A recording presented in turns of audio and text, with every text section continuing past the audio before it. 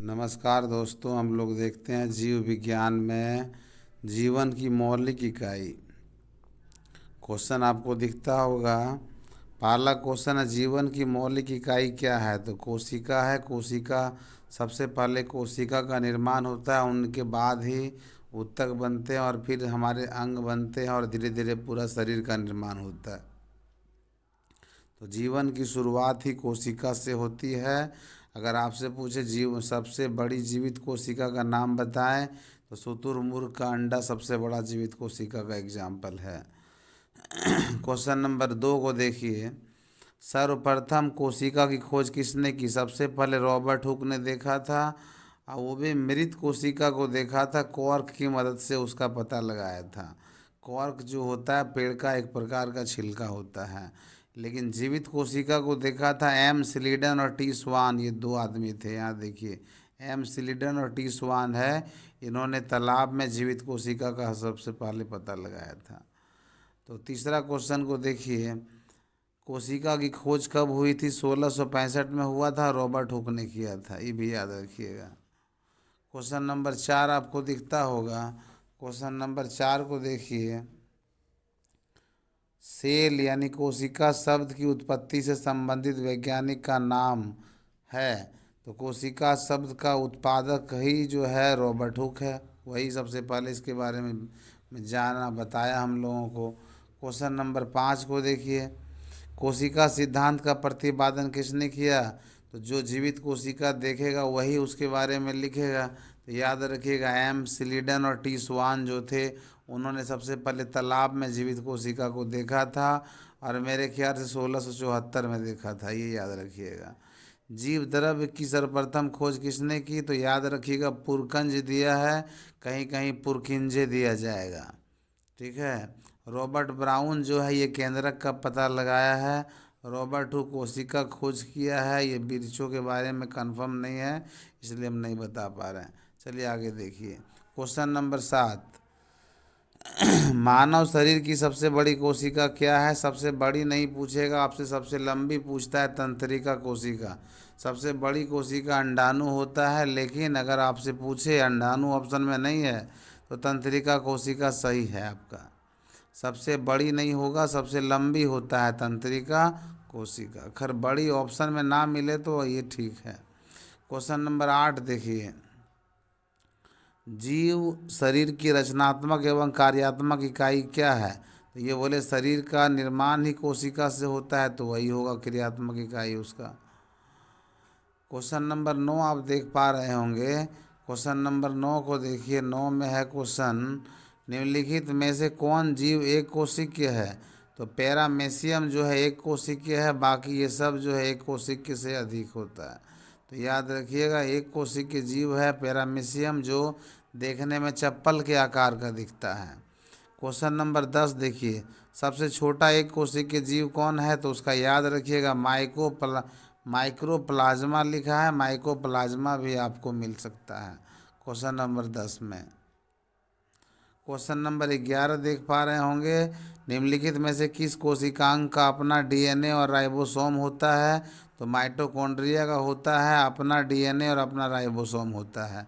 यानी ये प्रोटीन का निर्माण खुद कर सकता है और अपने जैसा माइटोकॉन्ड्रिया भी बना सकता है। देखिए क्वेश्चन नंबर 12 को देखिए। क्वेश्चन नंबर 12, कोशिका का ऊर्जा गृह या पावर हाउस या बिजली का घर है। जैसे हम लोगों को जो एनर्जी मिलता है वो एनर्जी बनाता कौन है? तो वो माइटोकॉन्ड्रिया बनाता है, इसलिए कोशिका का ऊर्जा गृह या पावर हाउस कहते हैं उसको। याद रखिएगा। आत्महत्या का थैला किसे कहते हैं? तो आत्महत्या का थैला जो है लाइसोसोम को कहा जाता है। आत्महत्या का थैली, इसके फटने से कोशिका की मृत्यु हो जाती है।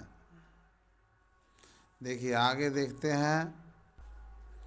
देखिए अगला क्वेश्चन है, कौन सा कोशिकांग पाचक थैली कहलाता है? तो लाइसोसोम को ही पाचक थैली कहते हैं। कभी आपको बहुत ज़ोर से चोट लगा होगा तो वहाँ का कोशिका मर जाता है, तो उसको पचाता है लाइसोसोम, इसलिए वहाँ काला, पहले लाल होगा फिर काला होगा, फिर देखिएगा धीरे धीरे दाग हटता है। तो उसके बाद क्वेश्चन नंबर 15 को देखिए। पादप कोशिका का रसोई घर किन्हें कहा जाता है? तो पादप कोशिका का रसोई घर हरित लवक यानी कि क्लोरोप्लास्ट कहलाता है, इंग्लिश में इसको बोलते हैं। ऐसे पेड़ पौधे का भोजन में 80% भोजन जो है पत्तों में बनता है, तो रसोई घर जो है उनकी पत्तियों को कहा जाता है। यहाँ हरित लवक इसका सही जवाब है, इंग्लिश में क्लोरोप्लास्ट मिलेगा आपको। देखिए क्वेश्चन नंबर आपको 16 दिखता होगा।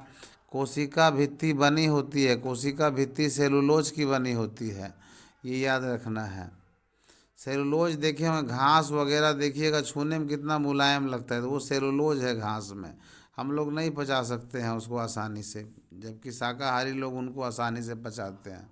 क्वेश्चन नंबर 17 देखिए, क्वेश्चन दिखता होगा 17 आपको।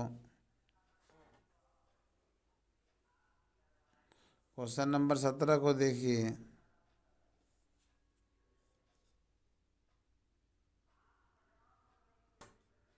क्वेश्चन नंबर 17 दिख रहा होगा। देखिए 17 में क्या कहता है, कोशिका झिल्ली का कोशिका के बाहर से अपने भोजन तथा अन्य पदार्थ के ग्रहण करने की प्रक्रिया को क्या कहते हैं?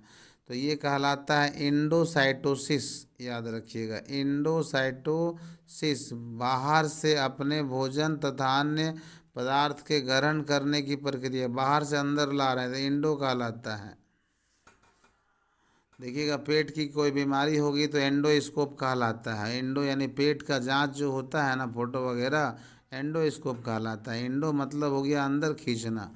क्वेश्चन नंबर 18 देख लीजिए। 18 आपको दिखता होगा। पादप कोशिका के सबसे बाहरी आवरण को क्या कहते हैं?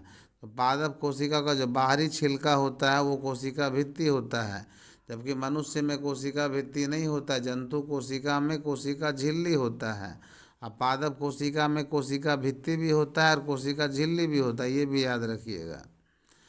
अगला क्वेश्चन देखिए, पादप कोशिका में चारों तरफ पाई जाने वाली झिल्ली को कहते हैं? तो उसको प्लाज्मा झिल्ली भी कहते हैं, प्लाज्मा झिल्ली भी कहा जाता है। आगे देखिए, तारक केंद्रक का कार्य क्या है? तो तारक केंद्रक का काम है तर्कु निर्माण करना। तर्कु निर्माण करने का काम होता है। इस मांस वगैरह देखे होंगे कि दांत वगैरह में फंस जाता है ना, उस तरह का तर्कु निर्माण होता है वो। प्रोकैरियोटिक कोशिका का उदाहरण है। प्रोकैरियोटिक का मतलब होता है उसमें चमड़ा नहीं होगा। तो आप बैक्टीरिया कीड़े मकोड़े को देखे होंगे, उसमें छिलका नहीं होता है, उसको दबाइएगा ना फट जाएगा। तो ये प्रोकैरियोटिक कोशिका का उदाहरण है। क्वेश्चन नंबर आपका 22 देखिए। झिल्ली जीवात कहता है, जीवात जनन की प्रक्रिया कहाँ होती है? तो अंतर्द्रव्य जालिका में होता है, ये आपको याद रखना है। उसके बाद क्वेश्चन 23 में है, अर्धसूत्री विभाजन में संतति कोशिका की संख्या क्या होती है? मेरे ख्याल से तो 2 होना चाहिए उसका। अर्धसूत्री में 2 भाग होता है, लेकिन यहाँ 4 दिया है, लेकिन 2 होना चाहिए। क्वेश्चन नंबर 24 देखिए। केंद्रक में पाए जाते हैं, तो केंद्रक में क्रोमोसोम पाया जाता है, गुणसूत्र पाया जाता है। जैसे कि लड़कों का गुणसूत्र जो होता है वो शुक्राणु कहलाता है, लड़कियों का गुणसूत्र जो होता है वो अंडाणु कहलाता है, याद रखिएगा।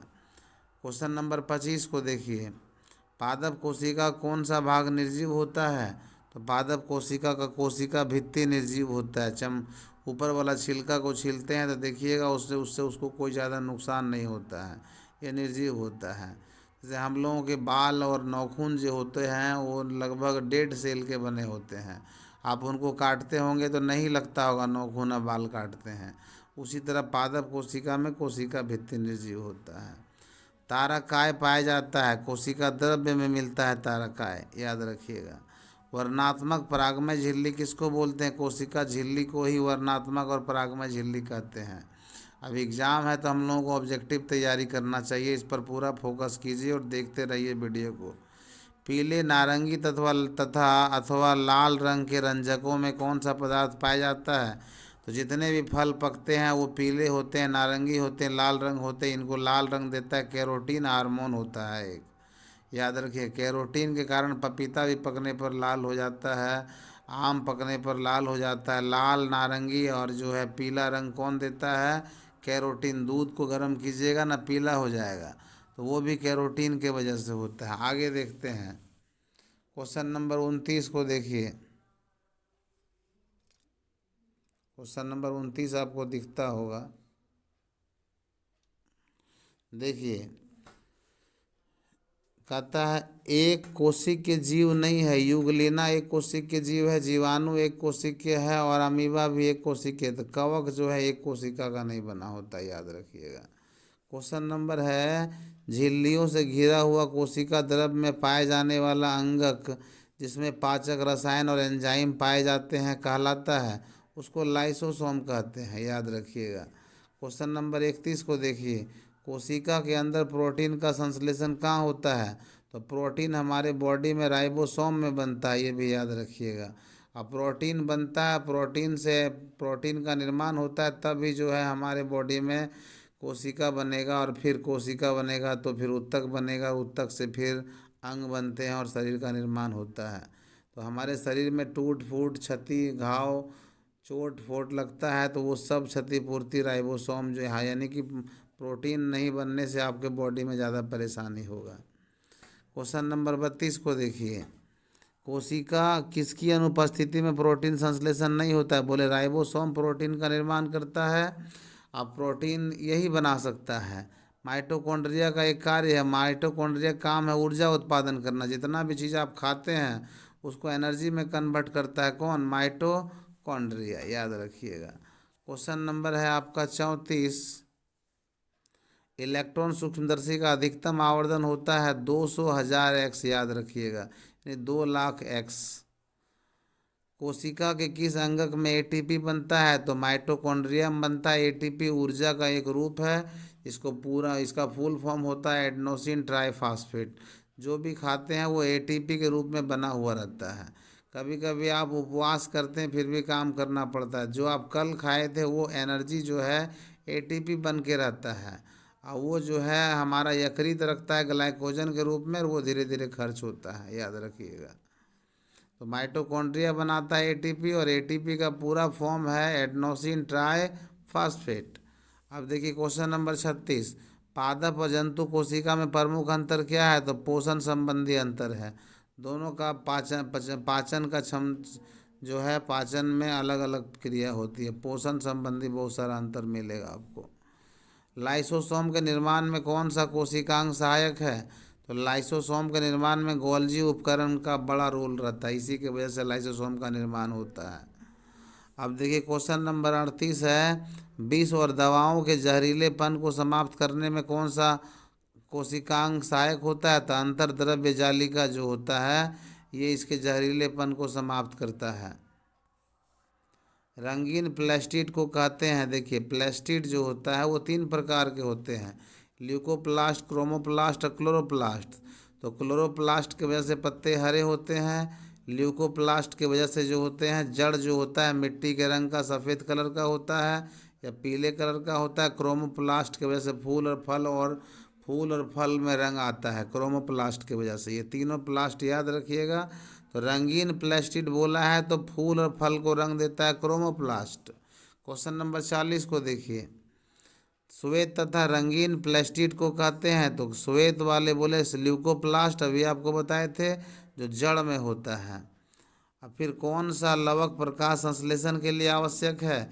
तो प्रकाश संश्लेषण में हरा रंग होना जरूरी है, तो क्लोरोप्लास्ट होना जरूरी है, इसको हरित लवक भी बोलते हैं। और कोशिका में क्रोमोसोम कहाँ पाए जाते हैं? अभी बोले केंद्रक में पाया जाता है। क्रोमोसोम यानी गुणसूत्र, लड़कों का गुणसूत्र शुक्राणु कहलाता है, लड़कियों का गुणसूत्र अंडाणु कहलाता है। अब है क्वेश्चन नंबर देखिए 43, पादप कोशिका की भित्ति किस पदार्थ से बनी होती है? तो पादप कोशिका की कोशिका भित्ति जो है सेलुलोज की बनी होती है। क्वेश्चन नंबर 44 देखिए, कोशिका झिल्ली किस में उपस्थित होती है? तो कोशिका जो है झिल्ली जंतु कोशिका में होता है, पादप कोशिका में होता है। ये जो है कोशिका झिल्ली की बात है तो ये दोनों में होगा, मेरे ख्याल से तीसरा ऑप्शन इसका सही है। कोशिका झिल्ली दोनों में होता है, कोशिका भित्ति जो होता है वो पादप में होता है। जिसका 2 नंबर ऑप्शन गलत है, ये आपका तीसरा सही होगा 44 नंबर। वीडियो अच्छा लग रहा है तो लाइक और सब्सक्राइब कीजिएगा। वीडियो देखने के लिए धन्यवाद। और शेयर भी कीजिएगा। इससे आपको बहुत लाभ होगा, वीडियो आपको मिलते रहेगा और हमको भी अच्छा लगेगा। धन्यवाद।